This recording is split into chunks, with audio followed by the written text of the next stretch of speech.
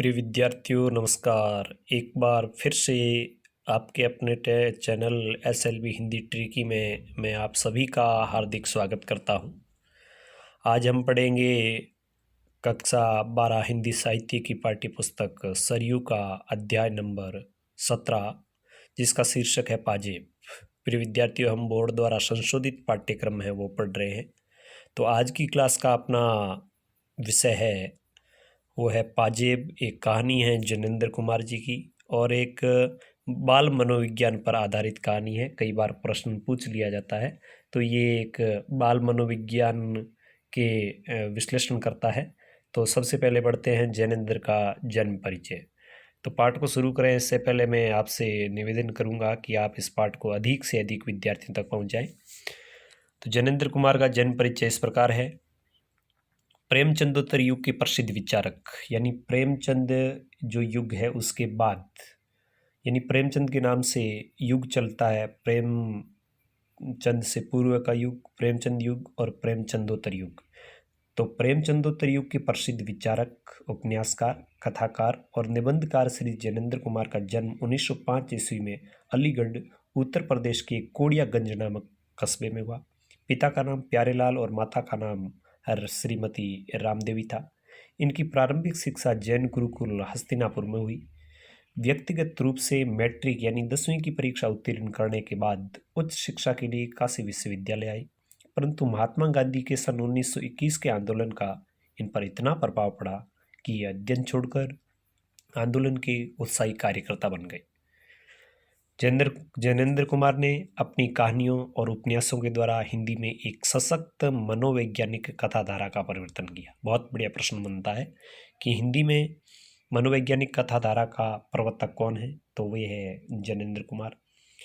कथाकार के साथ साथ इनकी पहचान एक सशक्त, अत्यंत गंभीर चिंतक के रूप में रही है। इन्होंने साहित्य, समाज, धर्म, संस्कृति, राजनीति, दर्शन आदि से संबंधित विषयों को बहुत सरल और अनौपचारिक सी दिखने वाली शैली में प्रस्तुत किया है। लगभग इनकी 200 कहानियां हैं जो जैनेंद्र की श्रेष्ठ कहानियां नाम से 8 भागों में प्रकाशित हो चुकी है।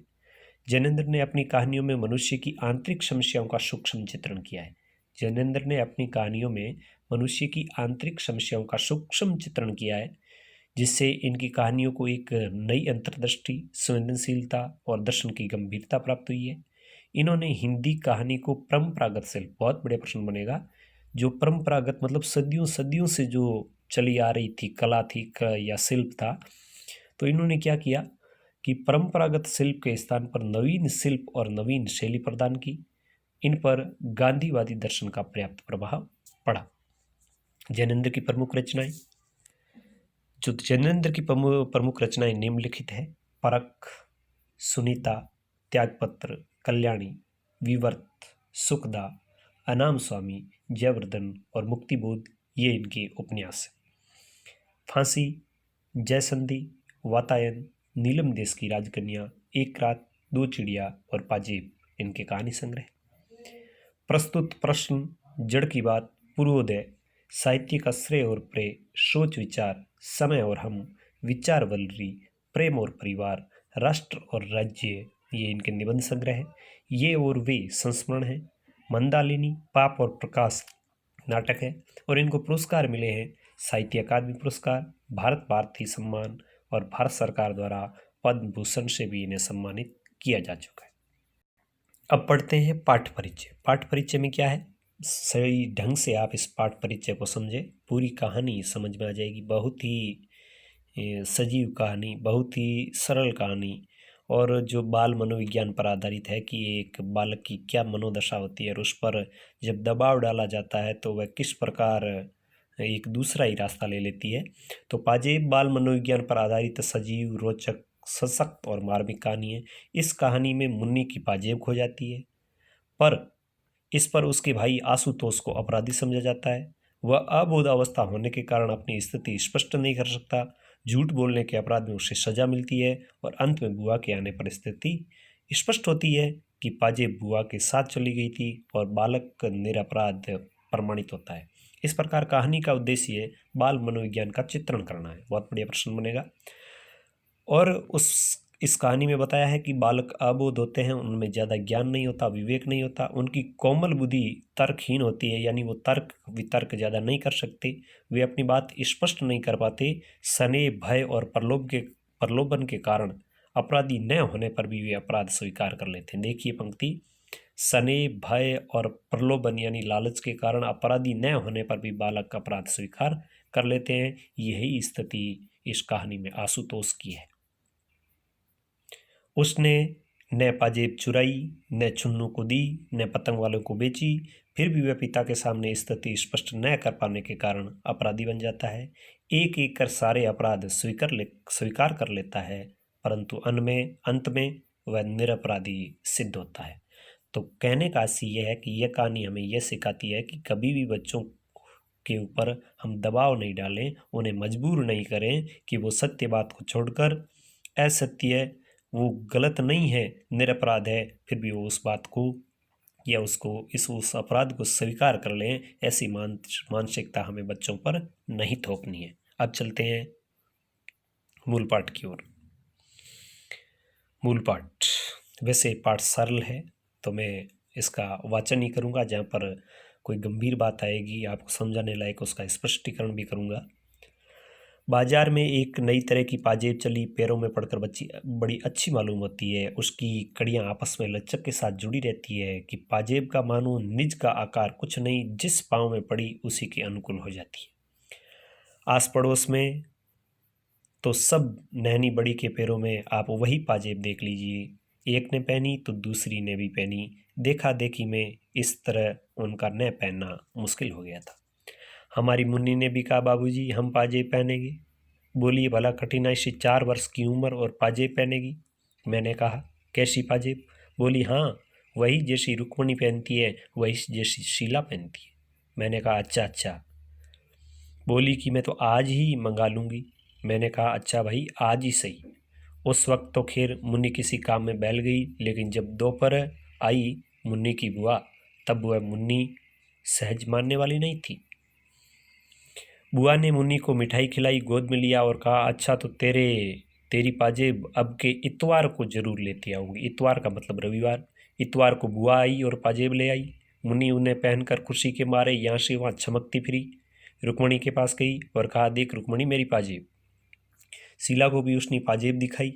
सब ने पाजेब पहनी, देखकर उसे प्यार किया, तारीफ की। सचमुच वह चांदी की सफ़ेद 2-3 लड़िया सी टखनों के चारों ओर लिपट कर चुपचाप बिछी हुई ऐसी सुगड़ लगती थी कि बहुत ही, और बच्चे की खुशी का तो कोई ठिकाना ही नहीं था। और हमारे माँ से आशुतोष, जो मुन्नी के बड़े भाई थे, पहले तो मुन्नी को सजी धजी देखकर बड़े खुश हुए। वह हाथ पकड़कर अपनी बढ़िया मुन्नी को पाजेब सहित दिखाने के लिए आसपास ले गई। मुन्नी की पाजेब का गौरव उन्हें अपना ही मालूम हो रहा था। वह खूब हंसे, ताली पीटी, लेकिन थोड़ी देर बाद वह ठुमकने लगे कि मुन्नी को पाजेब दी तो बाईसाइकिल तो हम भी लेंगे। बुआ ने कहा, अच्छा बेटा, अब के जन्मदिन पर तुझे बाईसाइकिल दिलवाएंगे। आशुतोष बाबू ने कहा, हम तो अभी लेंगे। तो बालकों की जिद है, आशुतोष भी जिद पर अड़ाया। बुआ ने कहा, छी छी, तू कोई लड़की है? जिद तो लड़कियां करती है और लड़कियां रोती है, कहीं बाबू साहब लोग रोते हैं? आशुतोष बाबू ने कहा कि हम बाईसाइकिल जरूर लेंगे जन्मदिन वाले रोज। बुआ ने कहा, हाँ यह बात पक्की रही, जन्मदिन पर तुमको बाईसाइकिल मिलेगी। इस तरह वह इतवार का दिन हंसी खुशी के साथ पूरा हुआ। शाम होने पर बच्चों की बुआ चली गई। पाजेब का शौक भी घड़ी भर का था, वह फिर उतार कर रख दी गई, इसलिए कि कहीं खो न जाए। पाजेब वह बारीक और सुबुक काम की थी और अच्छे खासे दाम भी लगे थे। श्रीमती ने हमसे कहा, क्यों जी, लगती तो अच्छी है, मैं भी एक बनवा लूँ? मैंने कहा, क्यों न बनवाओ, तुम कौन 4 वर्ष की नहीं हो, मतलब तुम भी 4 वर्ष की ही हो। मजाक में ये बात कही। खैर ये हुआ, पर मैं रात को अपनी मेज पर था कि श्रीमती जी ने आकर कहा, तुमने पाजेब तो नहीं देखी? मैंने आश्चर्य से, क्या क्या मतलब? बोली कि देखो यहाँ मेज वेज पर तो नहीं है, एक तो उसमें की है पर दूसरे पैर की मिलती नहीं, जाने कहाँ गई। मैंने कहा, जाएगी कहाँ, यहीं कहीं है, देख लो मिल जाएगी। उन्होंने मेरी मेज के कागज़ उठाने धरने शुरू किए, अलमारी की किताबें टटोल डालने का भी मंसूबा दिखाया, मतलब अनुमान जिसे अपन कहते हैं कि ऐसा उसने स्वभाव दिखाया। मैंने कहा ये क्या कर रही हो, यहाँ वह कहाँ से आई।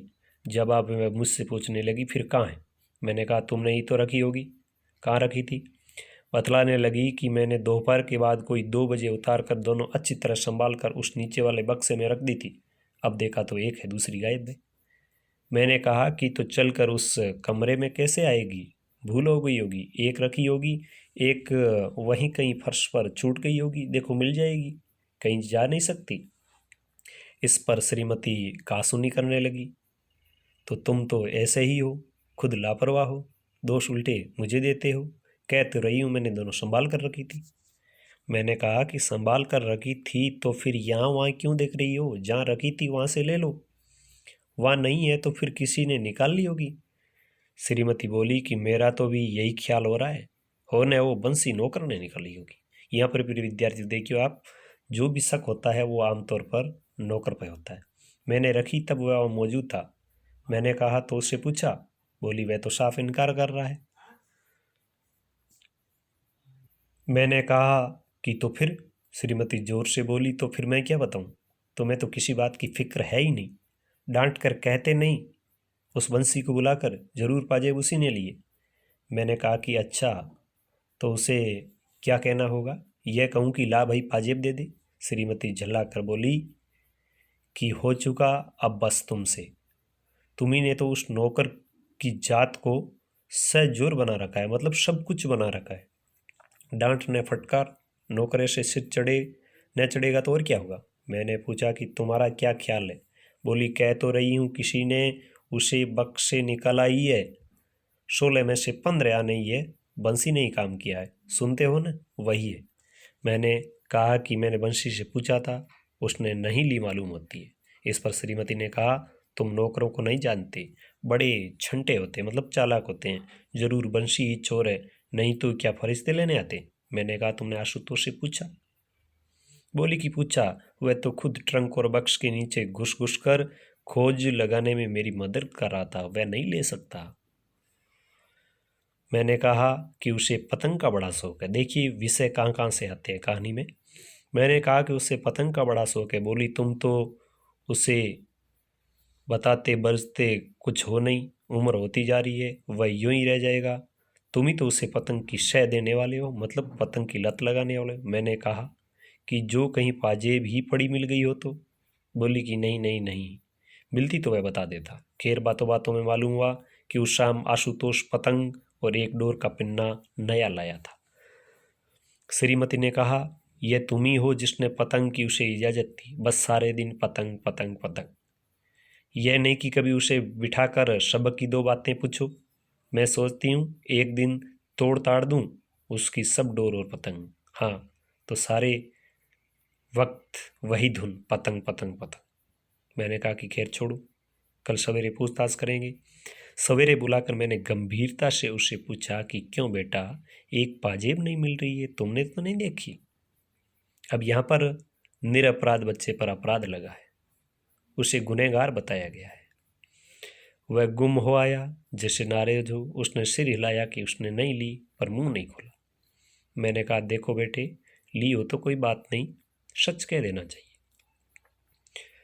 झूठा आरोप मढ़ा जा रहा है। उसका मुंह और भी फूल गया और वह गुमसुम बैठ गया। मेरे मन में उस समय तरह तरह के सिद्धांत आए। लेखक कह रहा है कि मैंने सिद्धांत सिद्ध किया कि अपराध के प्रति करुणा ही होनी चाहिए, रोष का अधिकार नहीं है। बहुत बढ़िया पंक्ति है कि अपराध के प्रति, अपराध को करुणा से जीता जा सकता है, रोष का अधिकार नहीं है। प्रेम से ही अपराध वृत्ति को जीता जा सकता है। Very very important question. लेखक ने ऐसा क्यों कहा कि अपराध के प्रति करुणा होनी चाहिए, रोष का अधिकार नहीं है, प्रेम से ही अपराध वृत्ति को जीता जा सकता है। आतंक से उसे दबाना ठीक नहीं है। बालक का स्वभाव कोमल होता है और सदा ही उसे स्नेह से व्यवहार करना चाहिए। तो ये इस कहानी का एक तरीके का संदेश है। मैंने कहा कि बेटा आशुतोष, तुम घबराओ नहीं, सच कहने से घबराना नहीं चाहिए। ली हो तो खुल कर कह दो बेटा, हम कोई सच कहने की सजा थोड़ी ही दे सकते हैं, बल्कि सच बोलने पर तो इनाम मिला करता है। आशुतोष सब सुनता हुआ बैठा रह गया, उसका मुंह सूजा था। वह सामने मेरी आंखों में नहीं देख रहा था, रह रहकर उसके माथे पर बल पड़ते थे। मैंने फिर कहा, क्यों बेटे, तुमने तो नहीं ली? उसने सिर हिलाकर क्रोध की अस्थिर और तेज आवाज में कहा, मैंने नहीं ली, नहीं ली, नहीं ली। यह कहकर वह रोने को आया, पर रोया नहीं। आंखों में ही आंसू उसने रोक लिए। उस वक्त मुझे प्रतीत हुआ उग्रता दोष का लक्षण है। बहुत बढ़िया प्रश्न है। लेखक को ऐसा क्यों महसूस हुआ कि उग्रता दोष का लक्षण है?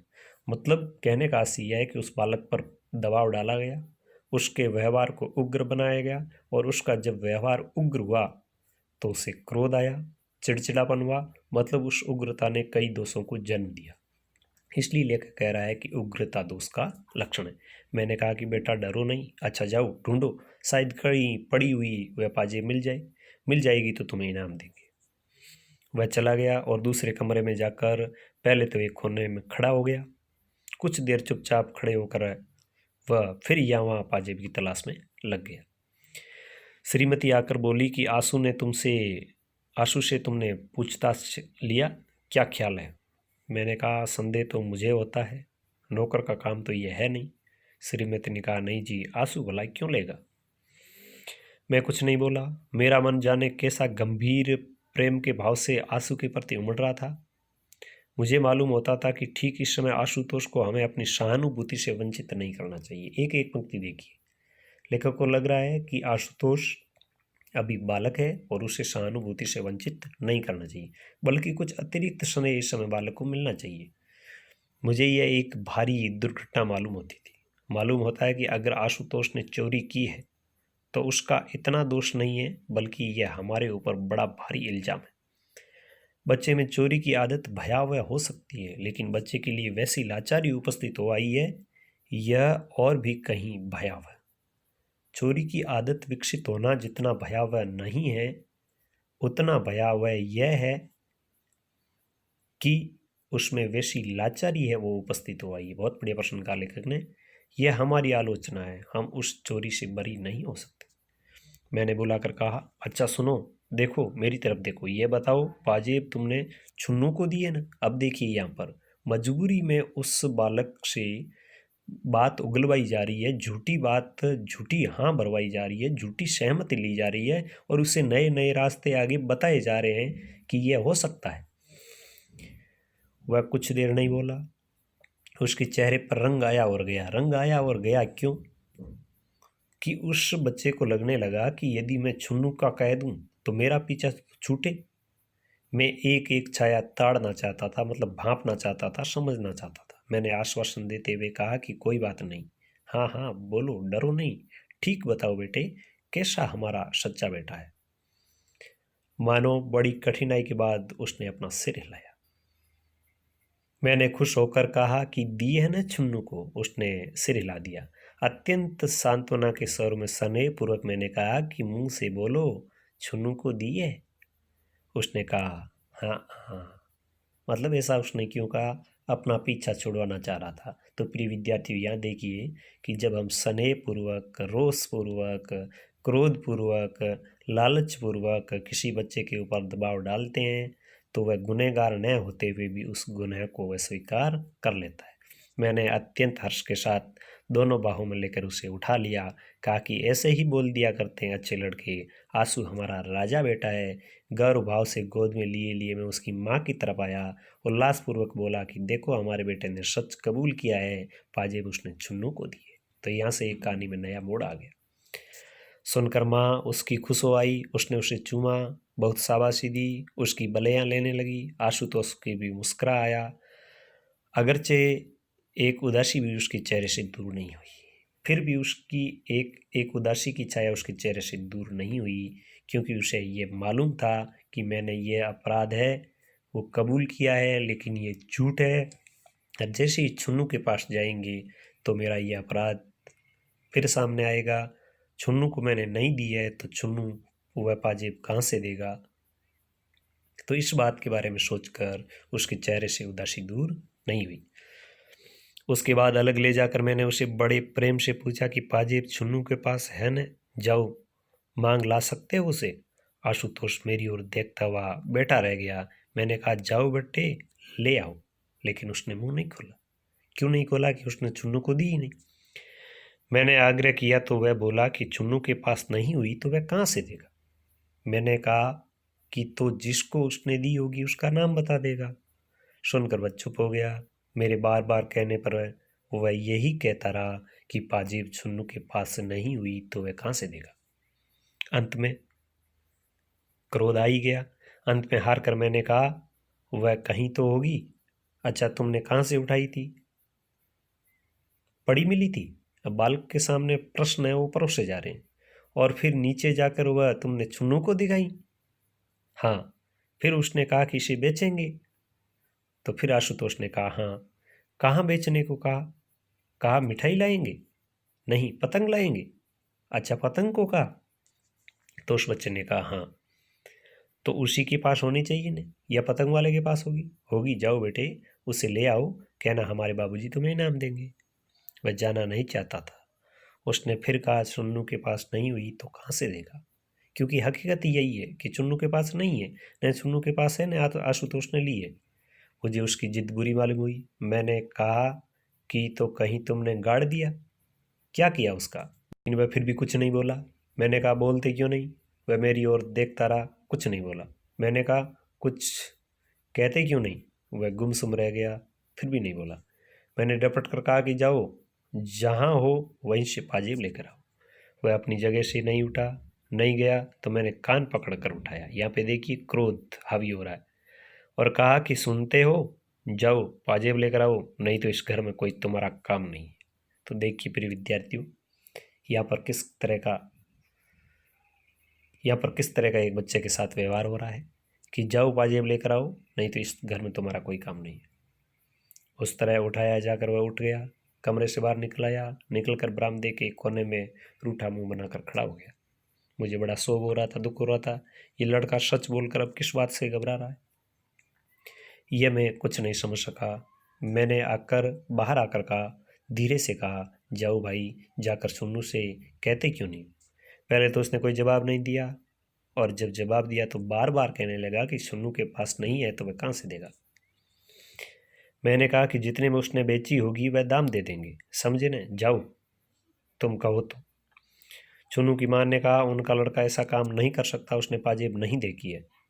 जिस पर आशुतोष की मां ने कहा कि नहीं, हमारा चुन्नू झूठ बोलता है। तुम्हारा चुन्नू झूठ बोलता है। क्यों रे आशुतोष, तेने दी थे ना? अब वो उनके पास चली गई। आशुतोष ने धीरे से कहा, हाँ दी थी। मतलब आशुतोष पीछा छुड़ाना चाह रहा है। दूसरी ओर सुन्नू बढ़कर आया, हाथ पटका कर बोला कि मुझे नहीं दी। क्यों रे, मुझे कब दी? आशुतोष ने जिद बांध कर कहा, दी तो थी, कह दो नहीं दी थी। अब बच्चों में झूठ बोलने की आदत भी विकसित हो रही है। जब हम बच्चों के ऊपर दबाव डालेंगे, लालच देंगे, अत्यधिक स्नेह से उसे झूठ स्वीकार करने के लिए कहेंगे, तो वह झूठ बोलने भी लग जाएगा। नतीजा यह हुआ कि चुन्नू की मां ने चुन्नू को खूब पीटा, खुद भी रोने लगी और कहती जाती थी कि हाय रे, अब हम चोर हो गए, ये कुलच्छनी औलाद कब मिटेगी, बुरे आचरण वाली। बात दूर तक फैल चली। पड़ोस की स्त्रियों में पवन पड़ने लगी कि श्रीमती के घर लौट कर कहा कि चुन्नू और उसकी माँ दोनों एक जैसे हैं। मैंने कहा, तुमने तेजा तेजी क्यों कर डाली? ऐसे कोई बात भला कभी सुलझती है? बोली कि हाँ, मैं तेज बोलती हूँ। अब जाओ ना, तुम ही उनके पास से पाजेब निकल कर लाते क्यों नहीं? तब जानूं, अब पाजेब निकलवा दो। मैंने कहा कि पाजेब से बढ़कर शांति है और अशांति से पाजेब नहीं मिल जाएगी। श्रीमती बुदबुदाई हुई नाराज होकर मेरे सामने से चली गई। थोड़ी देर के बाद सुन्नू की माँ हमारे घर आई। श्रीमती उन्हें लाई थी। अब उनके बीच गर्मी नहीं थी। उन्होंने मेरे सामने आकर कहा, छुन्नू तो पाजेब के लिए इनकार करता है। वह पाजेब कितने की थी? मैं उस पाजेब के पैसे चुका दूं? उसकी क्या रकम थी, वो मैं रकम दे दूं? जब छुन्नू की मां ने कहा कि मैं उस पाजेब के दाम भर दूं, मैंने कहा, ये आप क्या कहती हो? बच्चे हैं, बच्चे बच्चे हैं। आपने छुन्नू से सहूलियत से भी पूछा है? उन्होंने उसी समय छुन्नू को बुलाकर मेरे सामने कर दिया और कहा कि क्यों रे, बता क्यों नहीं देता जो तेने पाजेब देखी हो? चुन्नू ने जोर से हिलाकर इनकार किया और बताया कि पाजेब आशुतोष के हाथ में मैंने देखी थी और वह पतंग वाले को देखा आया था, मैंने खूब देखी थी, वह चांदी की थी। तो देखिए यहाँ पर चुन्नू ने भी झूठी जानकारी झूठा अपराध है वो स्वीकार कर लिया। क्यों? क्योंकि उसने भी दबाव में आकर ऐसा किया कि मेरा तो पीछा छूटे। तुम्हें ठीक मालूम है? वह बोला, हाँ।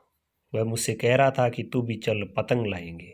पाजेब कितनी बड़ी थी बताओ? छुन्नू ने उसका आकार बताया, जो ठीक ही था। मैंने उसे उसकी माँ की ओर देखकर कहा, देखिए न, पहले यही कहता था कि मैंने पाजेब देखी तक नहीं, अब कहता है देखी। माँ ने मेरे सामने छुन्नू को खींच कर तभी धम धम पीटना शुरू कर दिया और कहा, क्यों रे, झूठ बोलता है, तेरी चमड़ी न उधेड़ी तो मैं नहीं। मैंने बीच बचाव करके छुन्नू को बचाया।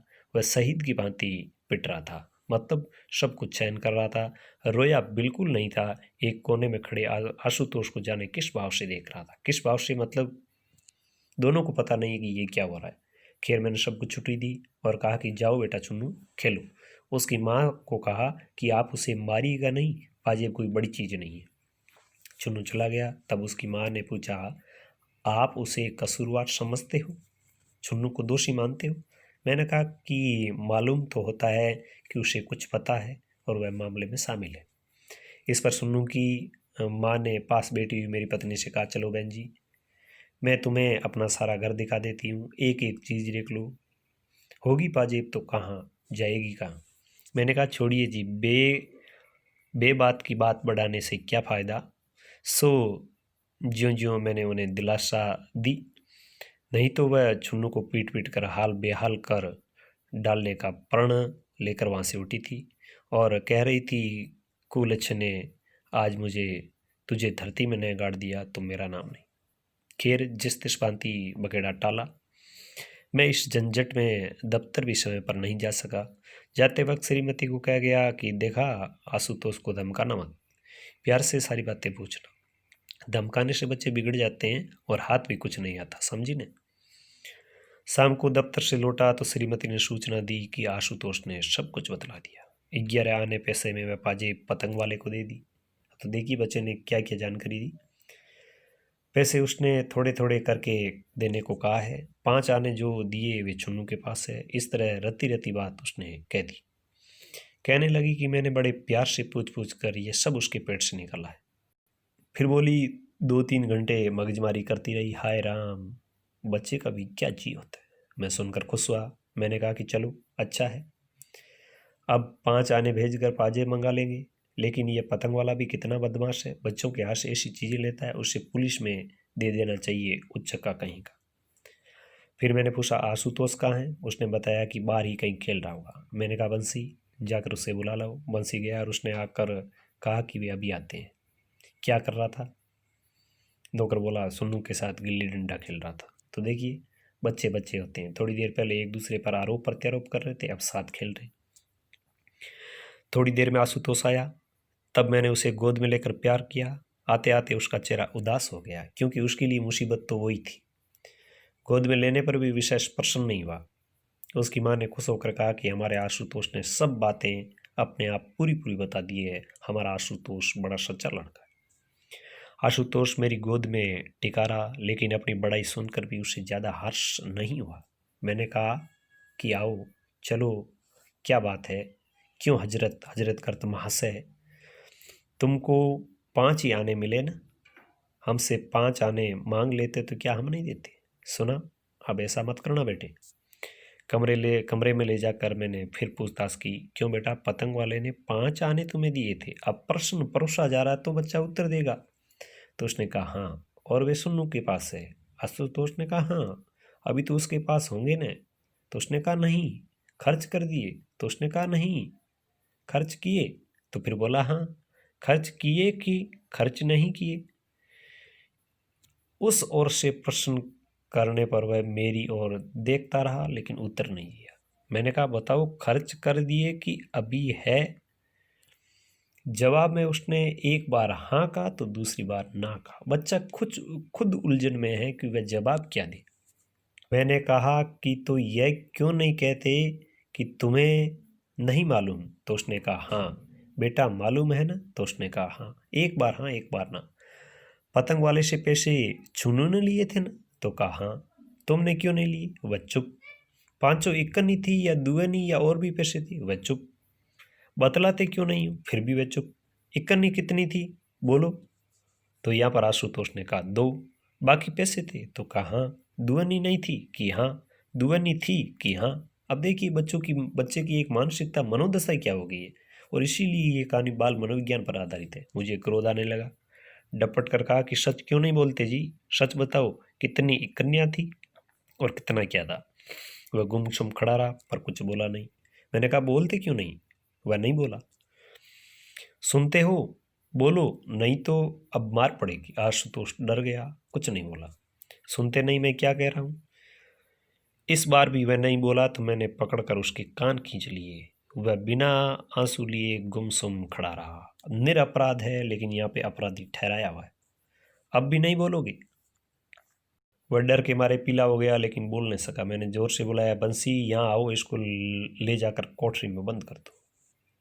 बंसी नौकर उसे उठाकर ले गया और कोठरी में मूंद दिया, कोठरी में बंद कर दिया। अब देखिए बच्चे पर क्या क्या अत्याचार हो। 10 मिनट बाद मैंने उसे फिर बुलाया। उसका मुंह सूजा हुआ था, बिना कुछ बोले उसके होंठ हिल रहे थे। कोठरी में बंद होकर भी वह रोया नहीं था। मैंने कहा क्यों रे, अब तो अकल आई? वह सुनता हुआ गुमसुम खड़ा रहा। अच्छा, पतंग वाला कौन सा था, दाईं तरफ वाला कि चौराहे वाला? उसने कुछ छोटों में बड़बड़ा दिया जिसको मैं समझ नहीं सका। वह चौराहे वाला बोलो। तो उसने कह दिया हाँ, मतलब पीछा छूटे। देखो अपने चाचा को साथ ले जाओ, बता देना कि कौन सा है, फिर उसे स्वयं भुगत लेंगे, समझते हो न? यह कहकर मैंने अपने भाई को बुलाया, सब बात समझाकर कहा देखो 5 आने के पैसे ले जाओ, पहले तुम दूर रहना। आशुतोष को पैसे ले जाकर उसे दे देगा और अपनी पाजेब मांगेगा। अव्वल तो वह पाजेब लौटा ही देगा। पहली बात तो वह पाजेब लौटा ही देगा।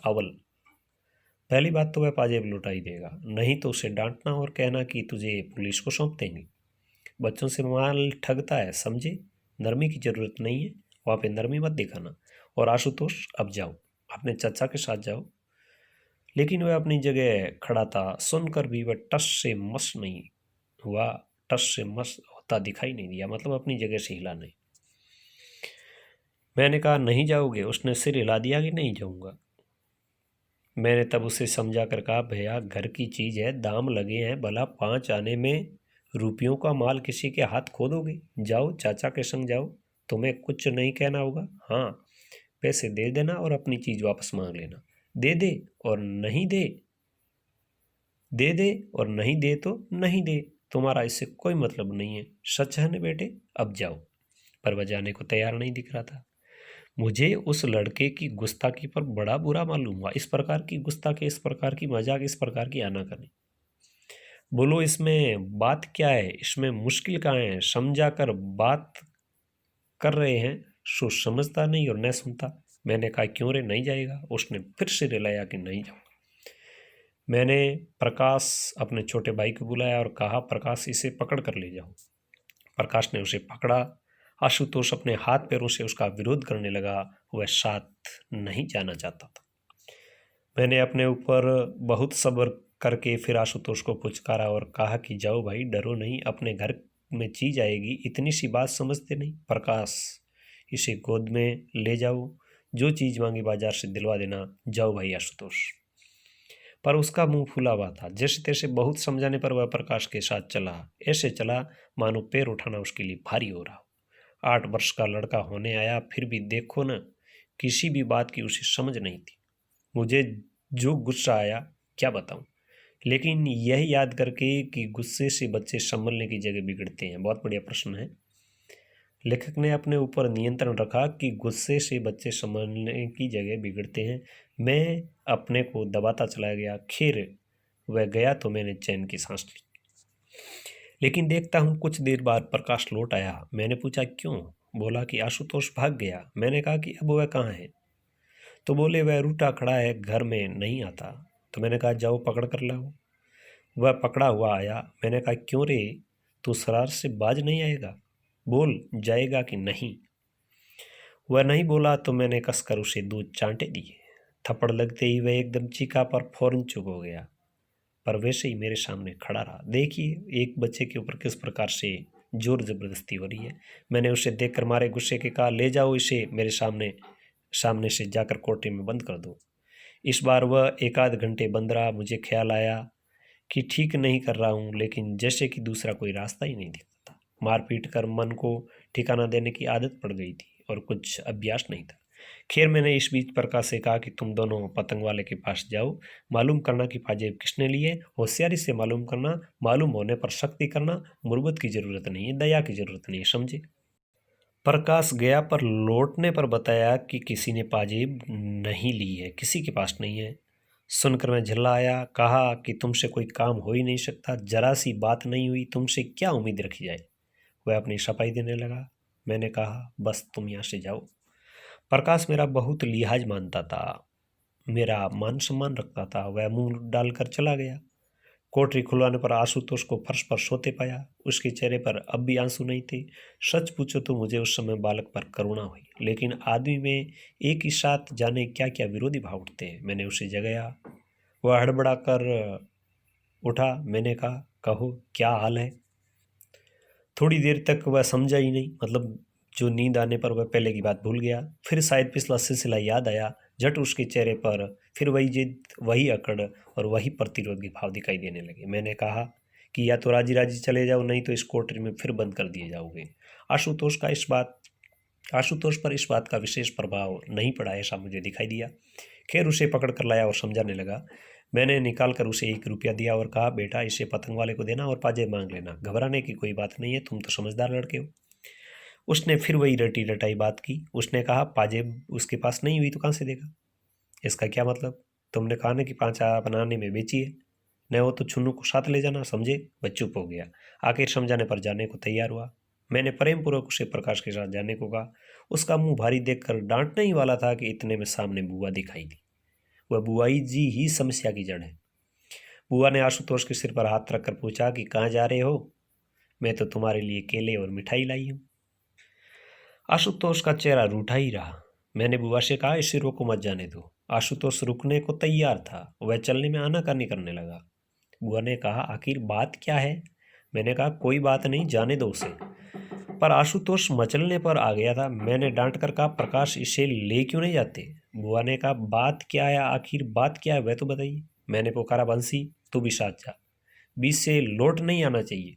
सो मेरे आदेश पर दोनों आशुतोष को जबरदस्ती उठाकर सामने से ले गए। बुआ ने कहा, उसे क्यों सता रहे हो। मैंने कहा, कुछ नहीं, जरा यूं ही। फिर मैं उसके साथ इधर उधर की बातें ले बैठा। राजनीति राष्ट्र की ही नहीं होती, मूल्य में भी राजनीति होती है। बहुत बढ़िया प्रश्न है कि राजनीति राष्ट्र की नहीं होती, मूल्य में भी होती है। यह भार स्त्रियों पर टिका रहता है। मूल्य की राजनीति का भार स्त्रियों पर होता है। एक लेखक ने व्यंग्य किया है, कहाँ क्या हुआ, क्या होना चाहिए इत्यादि चर्चा स्त्रियों को लेकर रंग फैलाती है।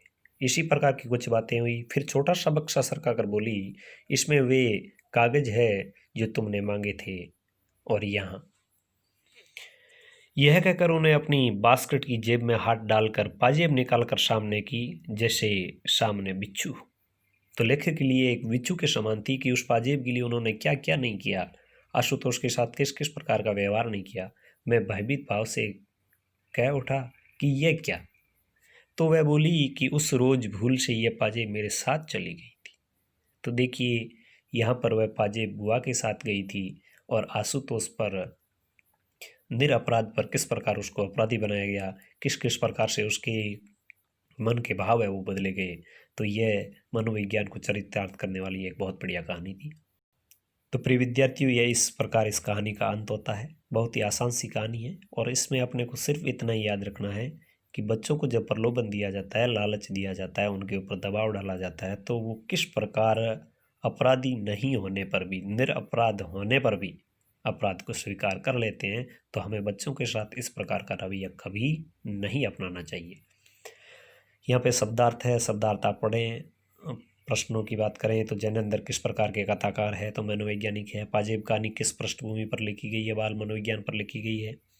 आशुतोष को उसकी बुआ ने जन्मदिन पर क्या देने का वादा किया, बाईसाइकिल। पाजेब कहानी किस शैली में लिखी गई है, तो ये एक हास्य व्यंग्य शैली है, उसके अंदर लिखी गई है। श्रीमती जी पाजेब चुराने का संदेह नौकर पर करती है। छुन्नू की माँ छुन्नू को चोर समझकर पीटती है। मुन्नी को पाजेब उसकी बुआ ने दी। और इतवार को ला कर दी थी। और पतंग वाले को पाजेब बेचने के लिए आशुतोष है वो बात करता है। आशुतोष निरपराध होते हुए भी पाजेब चुराने की बात क्यों स्वीकार कर लेता है? क्योंकि वह लालच में आकर, दबाव में आकर और अपना पीछा छुड़ाने के लिए वह इस बात को स्वीकार कर लेता है। और दूसरे प्रश्न का उत्तर होगा कि पाजेब उसको दी यह सच सच उगलवाने के लिए आशुतोष को कोठरी में बंद कर दिया जाता है। और इस प्रकार तमाम तरीके के प्रश्न हैं जिनका हमने विश्लेषण किया। यहाँ पर कुछ निबंधात्मक प्रश्न भी है। पाजेब कैसे मिलती है? पाजेब मिलने पर लेखक की क्या प्रतिक्रिया होती है, व्यक्त कीजिए। कहानी में संवाद स्वाभाविक, रोचक, सशक्त और नाटकीय और संक्षिप्त है, उदाहरण सहित लिखिए। पाजेब कहानी कलात्मक दृष्टि से सफल है, अपने शब्दों में लिखिए, आपको अपने शब्द लिखने हैं। और यहाँ पर तीसरा प्रश्न और चौथा प्रश्न बहुत ही महत्वपूर्ण है कि पाजेब कहानी में बाल मनोविज्ञान का सजीव परिचय मिलता है। इस कथन पर प्रकाश डालिए। पाजेब कहानी की मूल संवेदना पर अपने विचार प्रकट कीजिए। और कई बार व्याख्या के प्रश्न भी पूछे जाते हैं जो यहाँ पर दिए हुए। तो प्रिय विद्यार्थियों, इस प्रकार ये एक थोड़ी लंबी कहानी है लेकिन बहुत ही सजीव, बहुत ही सरल और बहुत ही एक प्रेरणास्पद कहानी है जो हमें ये कहती है कि बच्चों के साथ हमें बड़ी शालीनता के साथ पेश आना चाहिए। तो कैसी लगी आपको ये कहानी? कमेंट बॉक्स में जाकर अपनी राय जरूर दें। चैनल को अधिक से अधिक लाइक, शेयर और सब्सक्राइब करें। मिलेंगे किसी आगे और अध्याय के साथ, तब तक आज्ञा दीजिए। नमस्कार, जय हिंद।